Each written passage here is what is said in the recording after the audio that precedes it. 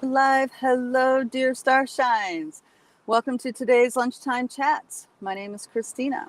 We're going to give everybody a second to come on board. Welcome, welcome, welcome. For those of you who are new, my name is Christina and I am an acceleration expert.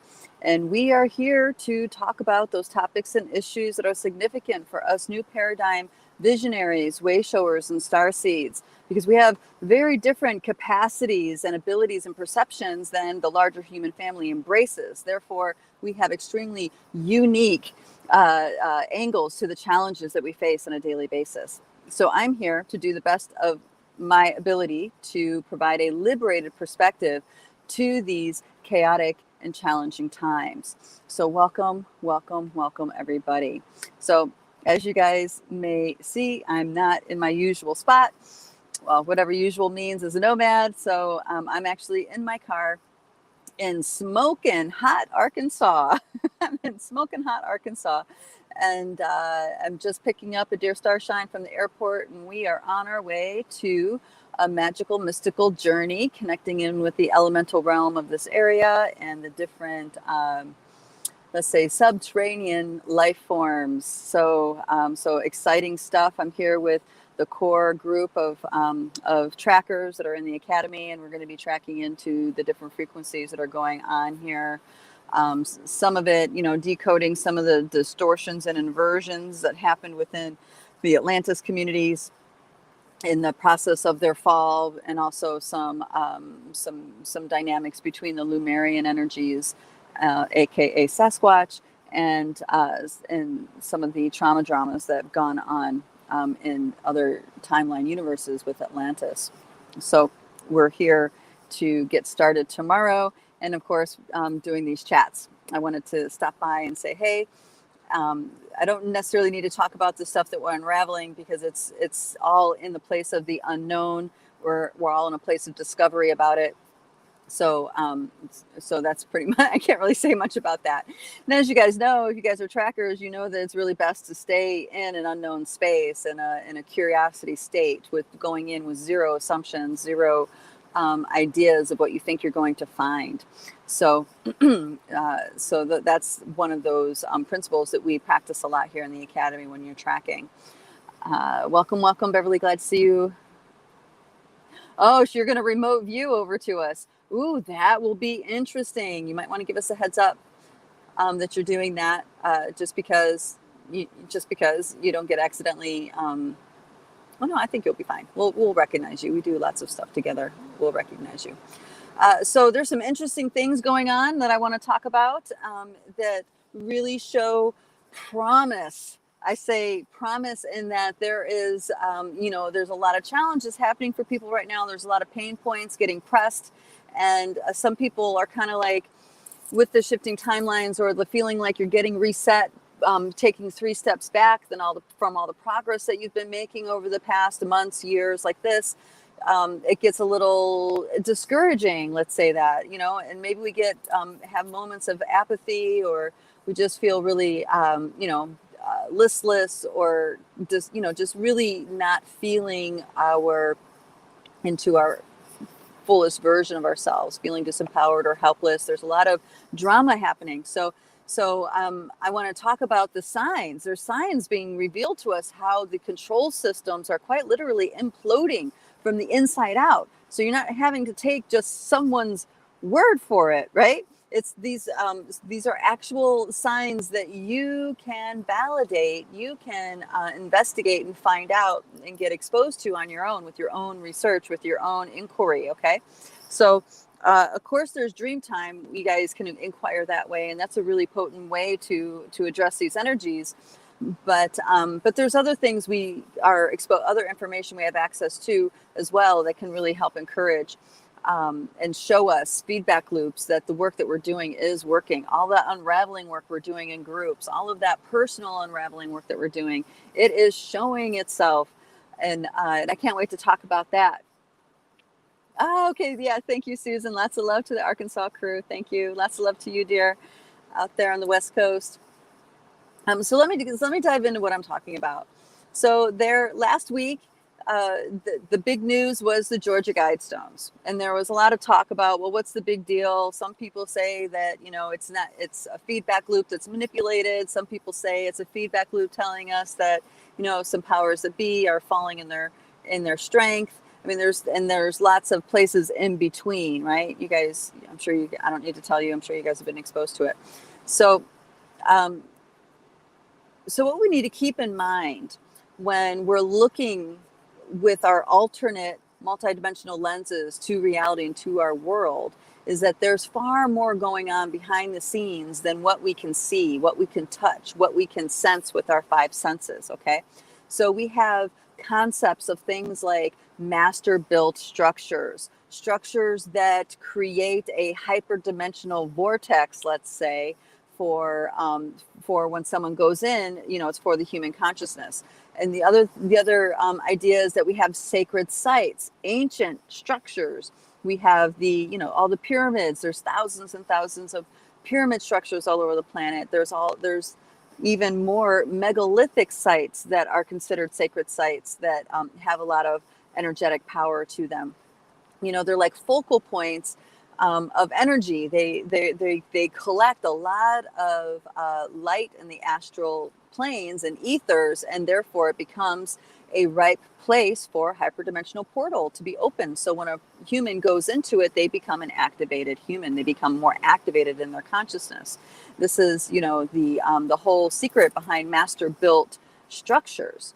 They quite literally have an entrance that entrance you as you walk into it. And it entrances you in many layers, through the energy lines, through the ratios of sacred geometry, in the alignments and resonance with the cosmos, with the solar ring entities, talk about planets and moons. And there's these layers upon layers of astronomical alignment combined with earth energy to create this nesting doll, or we can say orb of frequency. So when humans walk in and activate these entrances, they are becoming entranced. So by the time you get into the structure itself, it's a hyperdimensional vortex. We can call it like that. So there's lots and lots of examples of this in ancient Europe. There's a whole mystery school tradition called master builders that turn this into an art, right? And then you also have the more underground understandings of these ways of cultivating space. Okay. Now there's a whole new generation of master builders that have come online, and they're utilizing the knowledge of our predecessors to inform them in the here and now. So they study these ancient monolithic sites like Stonehenge, like Avebury, like the dolmens that are scattered all throughout Europe. They study these structures and the energy lines and the dynamics, and then they study the more refined versions where, you know, maybe the basilicas, the great cathedrals and stuff like this. And from studying these pieces, they reversed engineered a technique that is called master building, right? So just to give you guys a sense of what I'm talking about here. So these traditions get reversed engineered, and then we repeat them in the more modern time. So this is why you have some labyrinths that are simply just a labyrinth, and other labyrinths are actually healing vehicles. Okay. So I have a dear starshine friend up in the mountains who had a master built labyrinth erected on her property.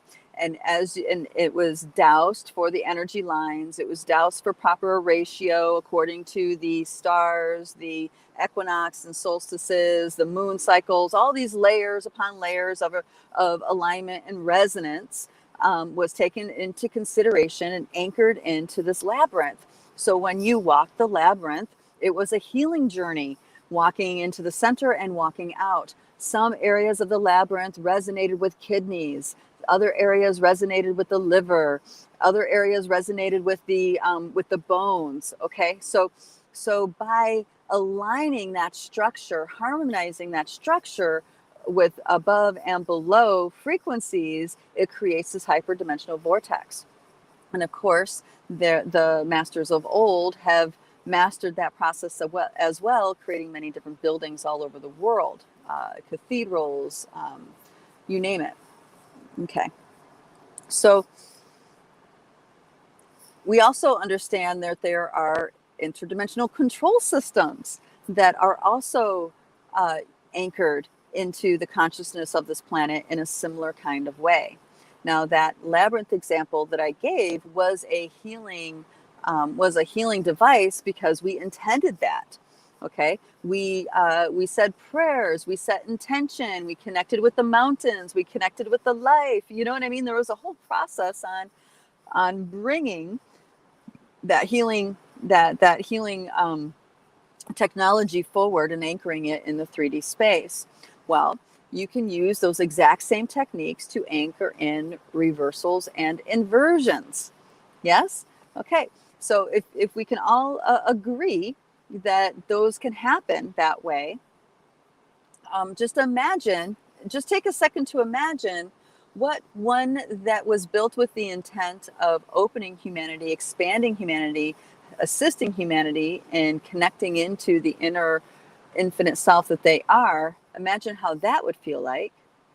And then bring something into your awareness of what you suspect might be one that's anchoring an inversion or anchoring in a false matrix of consciousness. What does that feel like?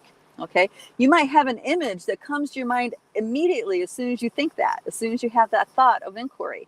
Okay, so just notice how it feels. Notice what the data set is when you have that kind of inquiry. All right, darling, I'm going to say hi to everybody. Hello, dear sister Joanne, you're here. Hello, so good to see you. Aloha, darling. It seems like it's been a while. I hope you're well. And then Tasha, yay, you finally made it live. Woohoo! High five to that. And soul schooling, so glad to catch you too. Oh, so glad that you're here too, darling.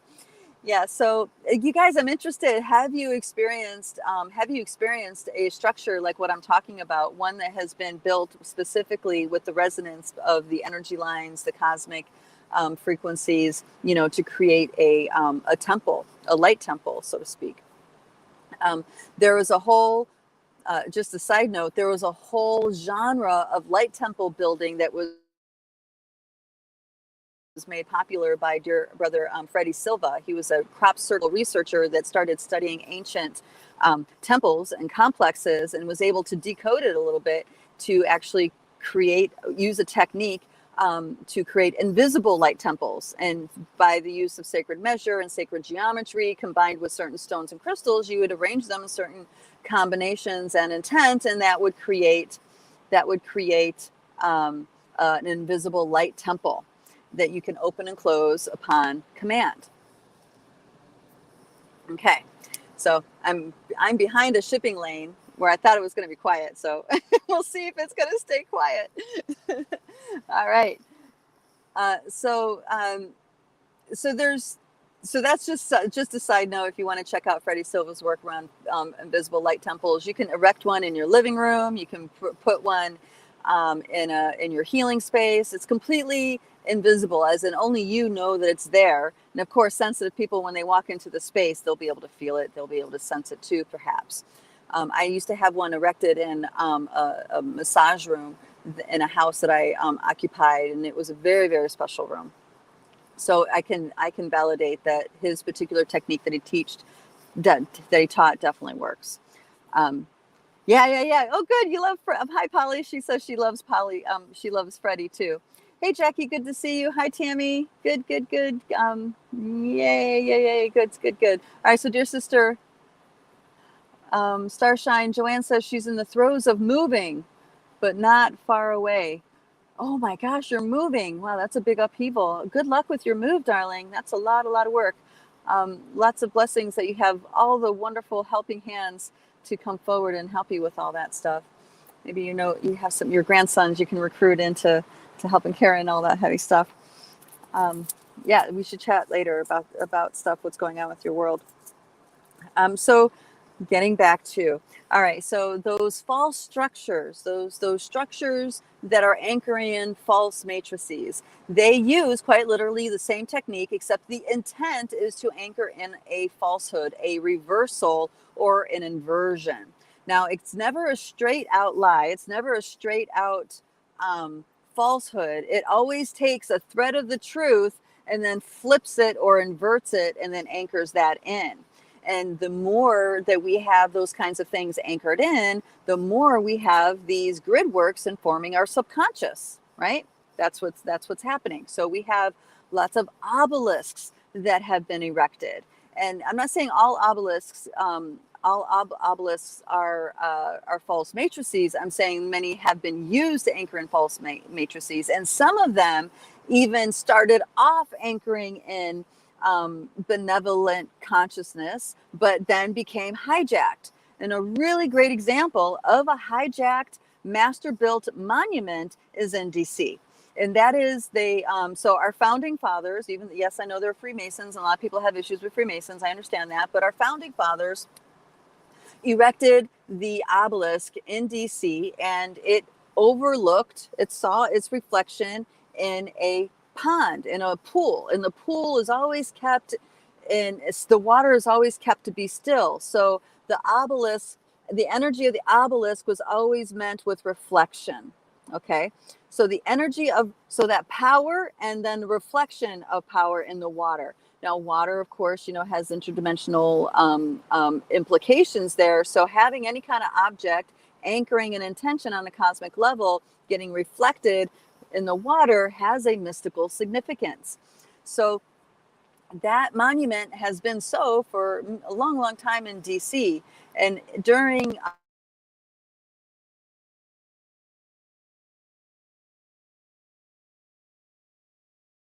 the original, I'm frozen. Okay, I'm back.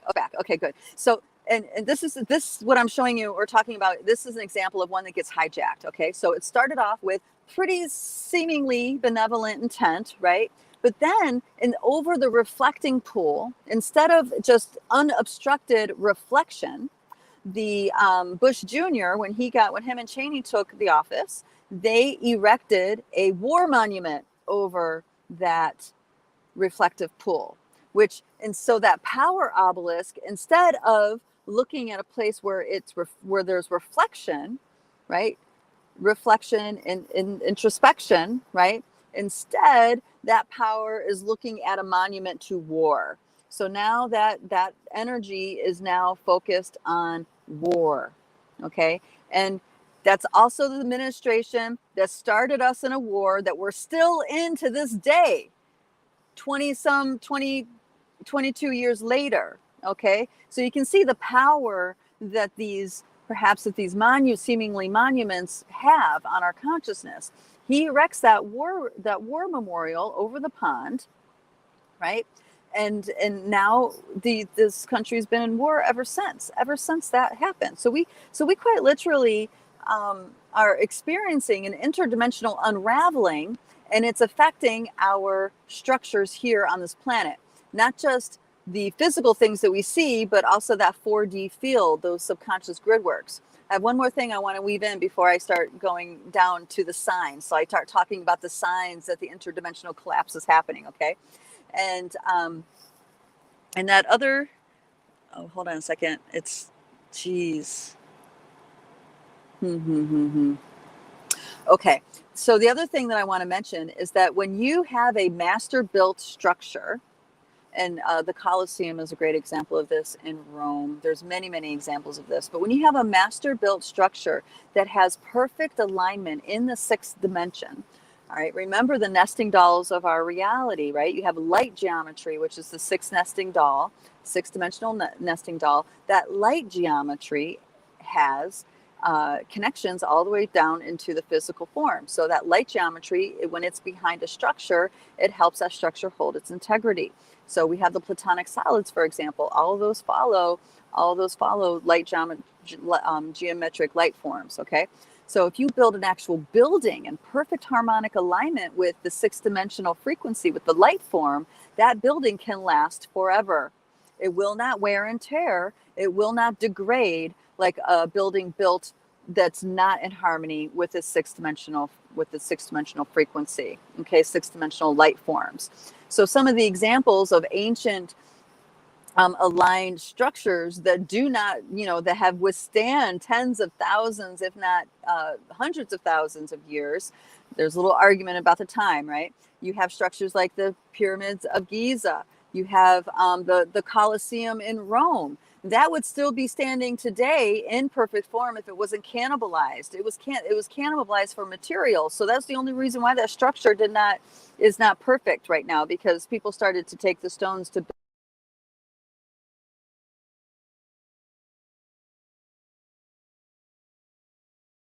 build other. Mesoamerica, you have structures in China. There's quite literally ancient sacred sites all over this planet that are ancient, and yet the integrity of their buildings are completely intact. And that's because it's in alignment. It's a perfect resonance with that 6D field. Okay. So with each of those layers addressed, which each of those layers talked about, let's go into why I'm saying the signs of our interdimensional implosion is upon us. So take all those structures that were mystical, those structures built with mystical intent that were anchored in inverted and reversed realities. Okay. That it holds its form because it holds its form in integrity with its 6-dimensional form. Now, 6-dimensional can be inverted and reversed, so just do know that. It's not a place where only the pure and benevolent dwell. There's lots of distortions within the encodements that have been brought to this planet. So something that is in resonance with the 6-dimensional form could be something benevolent or not. Okay, because remember, that form is a result of a tone. The tone, the sound, the frequency is a precursor to the shape, to the light form. And then before that, even there's the original intent, right? And before that, you have the frequencies coming out from the center of the Milky Way galaxy that are actually organizing frequencies. So when you have a structure that is supporting or anchoring in inverted realities from those levels, or wholesome realities from those levels, it can be either or. Now, I've been talking about this changing of the new paradigm happening on a beyond a galactic scale. It's a massive scale that it's happening on. It's not just the solar ring. It's not just this planet. It's our entire galaxy that is having a flip, a reversal go on, right? The entire galaxy is getting inverted, like it was already inverted, and it's getting set straight is how I would describe that. So that means that the structures that are in this 3D here and now reality that are holding those inverted realities in our reality have no longer have the support that they used to have. Those power structures no longer have the support on a cosmic level that they used to have. Those cosmic levels have changed. The very foundation that the control systems were built on have changed. And that is being shown in the degradation of these structures. Okay. So the Georgia Guidestones, that's just one that got reported, but there are also many obelisks from around the world getting reported. I don't know if you guys are on Telegram or not, but that's a great place to get first-person accounts of these different events, because media doesn't report on it. Regular media, actually, I don't know much alternative media that's reporting on it. Some of it is, especially the Georgia Guidestones, because that's really big. But these obelisks that are losing their integrity, they're just cracking out of nowhere. They're all of a sudden they just have this fissure going right down the center of them. Okay. These are indications that the frequency that it was originally anchoring into our reality is no longer in support of that anchoring anymore. So it's quite literally leaving our reality. Therefore, the anchors that are keeping it there are falling apart. They're crumbling. Okay. There's obelisks all over the world. There are several reports. I looked at several different channels where people are talking about and sharing pictures of obelisks all of a sudden crumbling. Then you also have cathedrals catching on fire. You also have the massive explosion that happened in Vatican City. I don't know if you guys heard about that. Okay, some say it was a huge explosion. Some say it was a great big fireball. They don't know what was burning. Other people were talking about collapsing tunnels. So, you know, we don't know. We only know what the spectators have shared online, but that is definitely tied into some of the things I'm talking about, because the Vatican City has a lot of sacred built, master built structures that were built with the intention of inversion. So of course they're going to start collapsing and falling and losing their structural integrity, because the actual light form that it was meant to anchor here is no longer there. It no longer has the power or the integrity that it used to have, right? So that's to me, that's a really significant sign. Now this particular cut that I'm talking about goes both ways. So there are the inverted or hijacked sacred places that are sustaining damage because these structures are changing, these interdimensional levels are changing and can no longer be embodied by those structures. But then there's also benevolent ones that are getting destroyed as well. So the ones that are going to remain are the ancient megalithic structures, the ones that really can't be destroyed without getting blown up, you know? So those are very valuable pathways for us to help connect with and source from, so so we can navigate through these very confusing multidimensional times. And I'm going to talk a little bit more about that, because there's traditions that specifically use the different sacred sites around the world to place intent, to bring healing, to create connectivity with the human family. But I'll talk about that in a second. All right. Joanne says, oh, okay. So she talked about the valuable construction of the sacred sites. The entire subject is fascinating. It is. It's absolutely fascinating. There's a fireside chat that I listened to. There are entire series of books written on the master built churches of Europe and the sacred cathedrals, and the tradition and the history and the mythology of it all is absolutely fascinating. It's also activating. So if you've had past lives or parallel lifetimes being engaged in those sites, because they're hyperdimensional and they're outside of time, right? You can get pretty significantly activated by getting exposed to that kind of information. So that's an upside, in my opinion, right? Okay. So coming back to, so there are traditions that connect all of the sacred altars of the world. There are encodements that different masters and shamanic traditions have downloaded into their light body and fed, and initiations that they went through, and they nurtured and fed those encodements that allow them to connect directly, all at the same time, with all of the sacred altars around the world. So in a way, depending on how you're using it, it's an opportunity to reclaim those hijacked vortexes, those hijacked altars. It's also a way to significantly increase your own impact with the intentions and medicine work that you're using. So if you're doing, say, lots of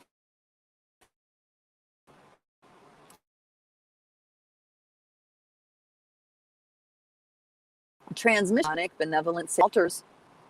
Oh, here we go. We're back. I keep freezing. Hopefully the sound is okay too. You guys, let me know if it's cutting out.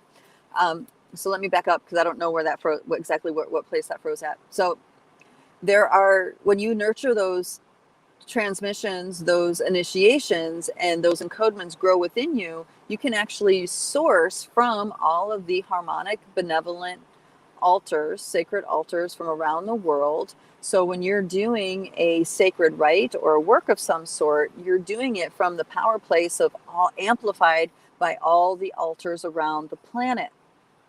Okay. Yes, this is a real thing. And there are many people that have this ability. Maybe some of them may not understand the ability to the level that a multidimensional does, but they are in the process of learning, which is why they were exposed to that in the first place. So these things, all these components coming together are greater than the sum of their parts.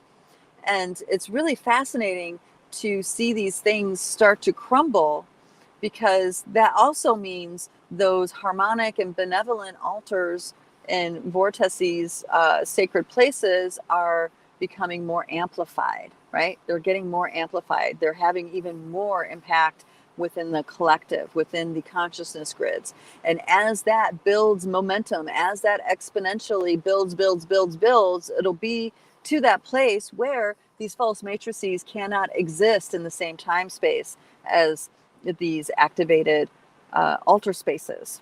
Okay. All right, dear sister Tammy's chiming in. She says, I visited some sacred altars in Egypt when I was there a few years ago. Oh yeah, definitely. Egypt is a hyperdimensional hot spot. So is, so are parts of Ireland and the UK, you know. And like I said, those dolmens that go all through Europe, all through the Netherlands, and all through the different countries through those areas. There are many ancient healing monolithic sites, and they're still in existence because they're monolithic. They're gigantic. They can't really be moved, right? Unless someone's really invested in building or something like that. But that's not usually what happens. Usually those vortices, those monoliths get left on the side. It's like they will build around it, not on it. That's because of the influence in the subconscious, in my opinion. So, there's stuff like this. There's also many sacred sites, ancient sacred sites here in the United States. People don't realize that we had an ancient Toltec-like culture in the United States, or what we call now the United States, but North America. This entire continent had a highly advanced society as well.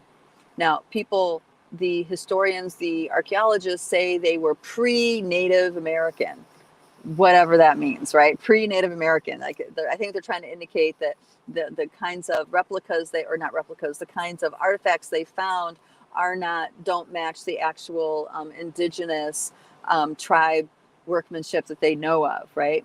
But there are ancient complexes here that are very, very powerful that nobody knows about. Because nobody's told the history. For example, here in Arkansas, there's a complex called the Toltec Mounds.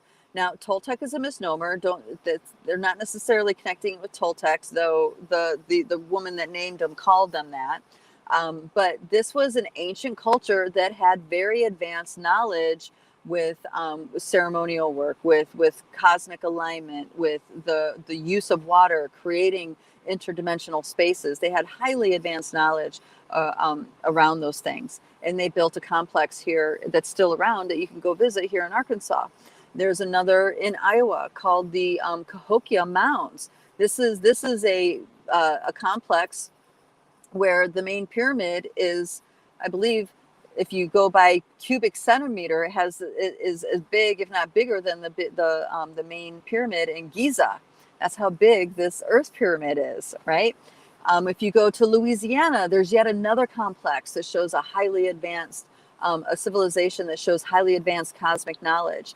And in the understanding of the archaeologists, they're saying this is a ceremonial complex. This is a complex where tribes from all over the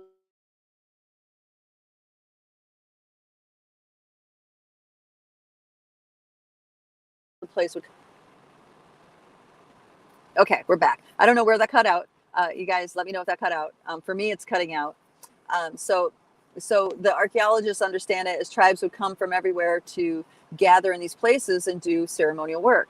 Now, you guys, let me ask you, when you think about people coming together from all corners of the world, or all corners of a state, or all corners of a county, people coming to get together for a religious rite, what kinds of things come to mind? What kinds of things come to your mind? I'm not talking about a regular human's mind. I'm talking about your mind, a starseed mind.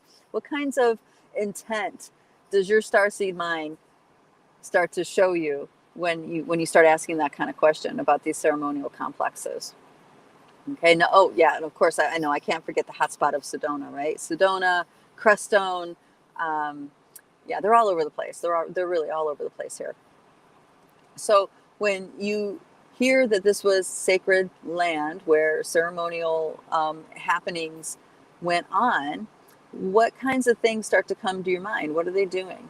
Are they, one of the places that my thoughts go to is that they're coming together to open a hyperdimensional vortex, to dream their next season into being, to dream their next level of reality into being. Okay, that's where my thoughts go. All right, dear sister Joanne says, Kauai vortex as well. So she's talking about in Hawaii, there's vortexes. Yeah. I hear this. I've never been to any of them in Hawaii. I lived there when I was a child, but we that wasn't the consciousness happening when I was there.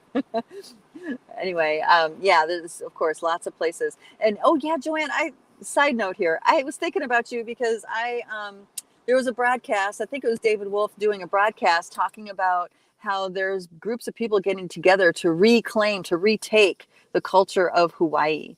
So I think what he was referring to is that this, that kind of like the real heavy-handed mandate takeover of Hawaii. There are groups of people gathering together on a local level to fight that. So when I heard that, I was thinking you would be really glad to know that there's groups of people getting together and doing that. Okay, that was my side note. So,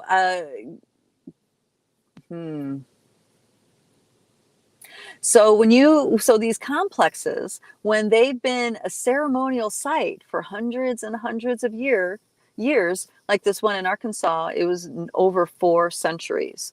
Over 4 centuries, which I think it was used much more than that. Over 4 centuries, they used that particular setup, that particular area with the mounds and the moats and all this stuff to do ceremonial work. You can imagine the resonance that built up in that place, yeah? And it's right along a river. It's right along, when they're calling it the Toltec River, but it's not. That's not the actual name of the river. It's a bayou. It's the Blue Bayou River, and so when you think about all these ancient places that were used for that long, for many centuries, some places thousands of years, the resonance that's built up, and then it gets dispersed. And I can imagine the dispersal is likely connected to some of the hijackings on these higher dimensions.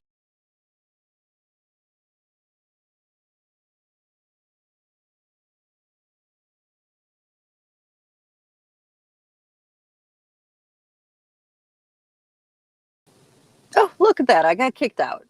Okay. So, all right. So I have a theory, and my theory is that a lot of these places ended up getting abandoned because the shenanigans on these outer nesting dolls, interdimensional planes, started to have its impact in our realm. So now those sacred sites didn't have the kind of connection, didn't have the intended connection that it used to have anymore. That's my theory. Of course I could be wrong on that. It's a theory, but you guys let me know if that's something that maybe resonates with the thought that you have about this. Because in South America, Central America, they're finding out there are hundreds of complexes, ceremonial complexes, all through Central South America that were just abandoned, and they think it was for no reason. And I'm of the idea that maybe there was a reason, a very real reason. I had a teacher that talked about jaguar medicine and jaguar consciousness. And part of the teachings of jaguar consciousness is that when it's time, it's time.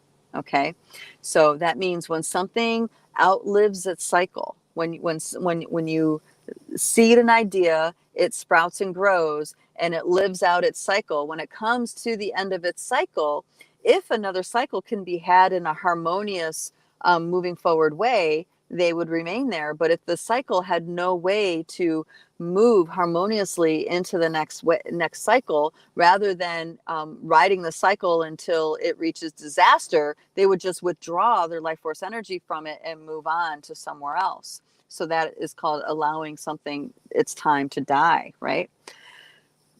And those complexes, there's hundreds and hundreds of them scattered throughout the jungles of Central and South America. Sure, we've discovered some of the big ones, but there are many, many more besides that.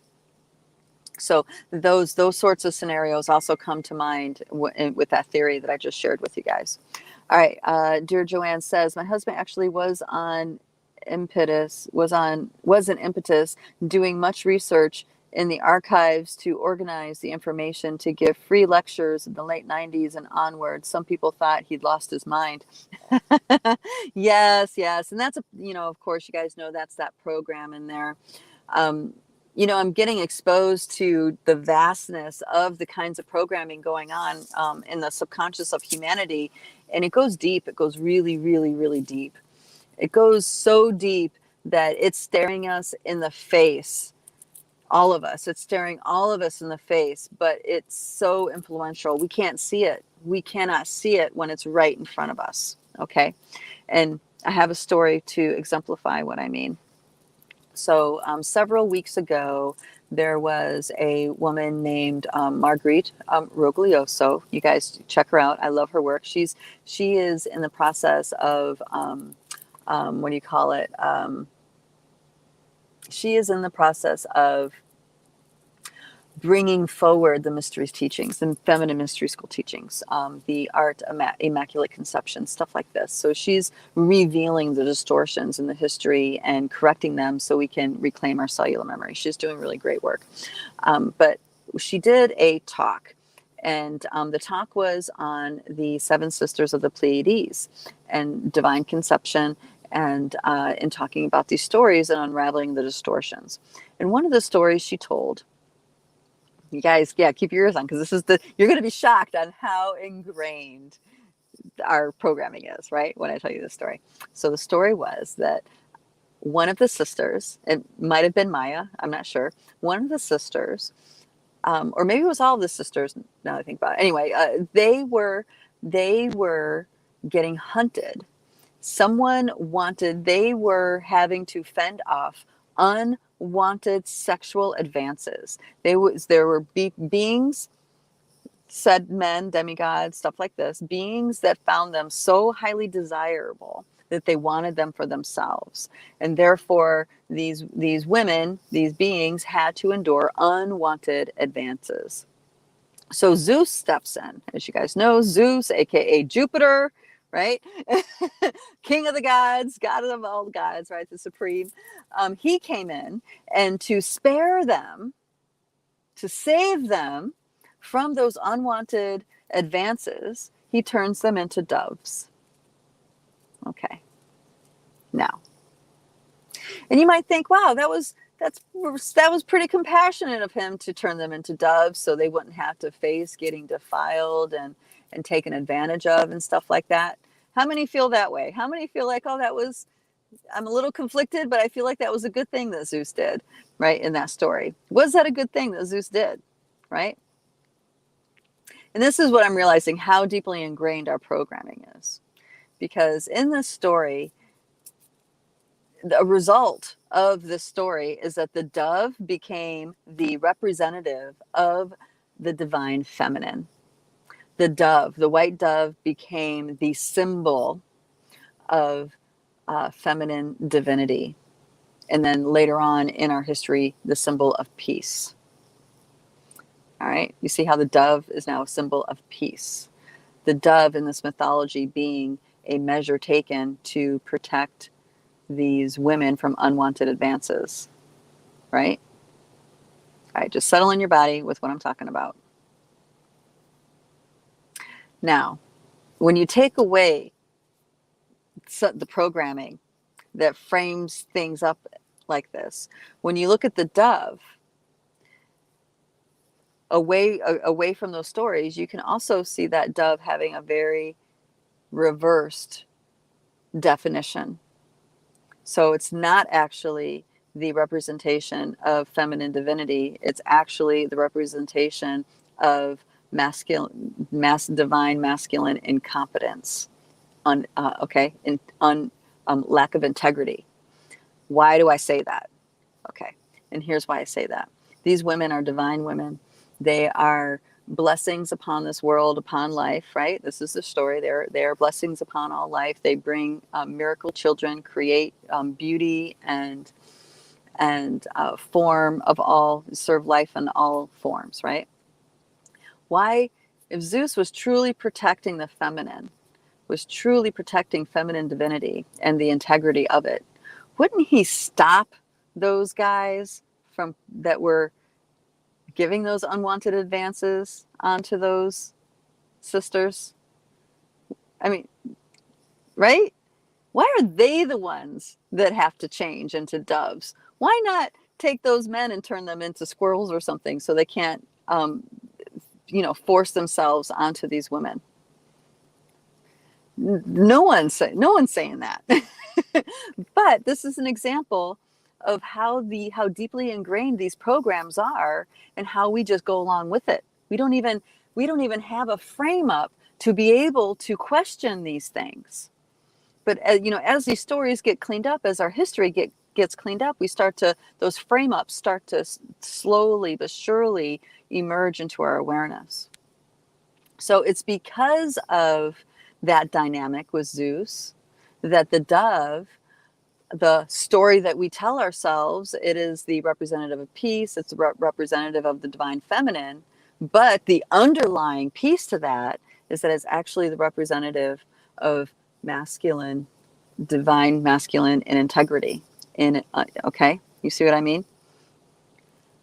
But when we see something and the story that we know about it is different than what we have going on in our body, we will be confused. We no longer have the ability to question things in a way that brings us to the truth. Okay, this confusion is a major part of the strategy of keeping humanity shut down. Okay, you guys see what I'm talking about with that? It's all part of the strategy. You keep the human confused, they're going to start referencing outside themselves, because inside they're not getting a clear picture. Outside, they're getting people that are showing up as authorities that say what to do, tell them how to be, and then back those stories up with physical conditioning, right? With reward, with reward and punishment and all those things. So all of this is unraveling. All of this is coming apart from the higher upper dimensional planes all the way to our most inner planes, which is really cool. Really, really cool. I'm finding that even the underworlds are becoming so cleaned up. The hell realm is like a fraction of what it used to be. There are humans that are waking up beyond what imagined possible, and it's interesting because people, the very practical minded people, they're awake to these other levels, but they don't ever talk about it because they never had the words, they never had a frame up of how to talk about it.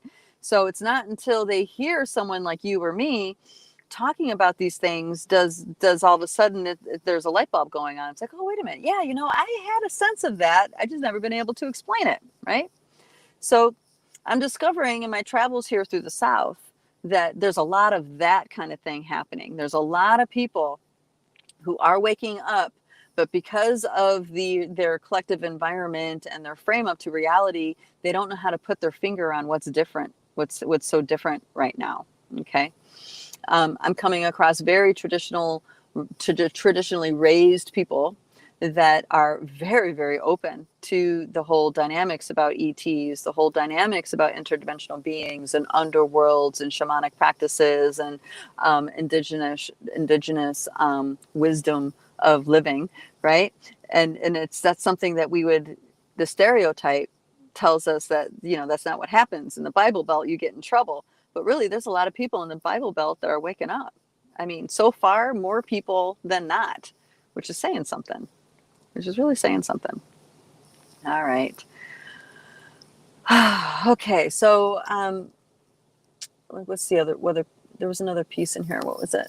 Oh, okay, so dream time. You guys, yeah, so keep working your dream time. Don't give up. Even if you don't remember your dreams, even if you don't consider yourself a dreamer, keep working that dream time, because the act of doing that is contributing into the unraveling of these false matrices, of these false inverted realities. Okay, so I know people are really freaking out about the AI game coming into play because it feels like it tips the scales, and it does in some ways, but in other ways, absolutely not. Even AI is a manifestation of a quantum being. Okay, so which means it can be unmanifested. That quantum being can simply withdraw its life force energy, focus and support, and what was made then crumbles. Okay, so I wouldn't give too much weight to that. If the AI thing is pursuing you, like you can't let it go, it's just getting really strong, there's chances are 9 times out of 10 it's because you have a connection to it in some way. You specifically in your story have a connection to some of the AI technology that you have that aversion to. A great example is that one of the people in our crew actually on an interdimensional quantum level had the original seed thought of AI, right?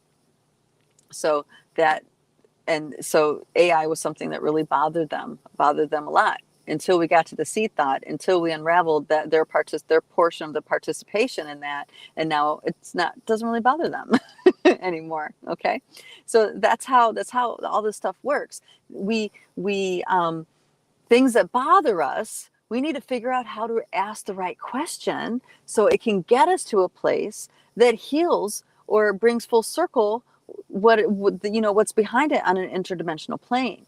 So if you struggle a lot with, say, like racism and stuff like this, chances are you have a lot of creational aspects or some part of you on a creational level that participated in that game. Excuse me, that participated in creating that inversion. Okay, that doesn't mean that you're good or bad or right or wrong. That just means it's something that beckons, that wants your attention. And this is the 3D way that it gets your attention. Okay, this is why looking inward is so powerful. This is why the work that we do at Light Body is so powerful, because it's not outside. It's not an outside game. It's all inside. We are an academy that teaches inner circle magic, which is one of the only places that I know of that does this.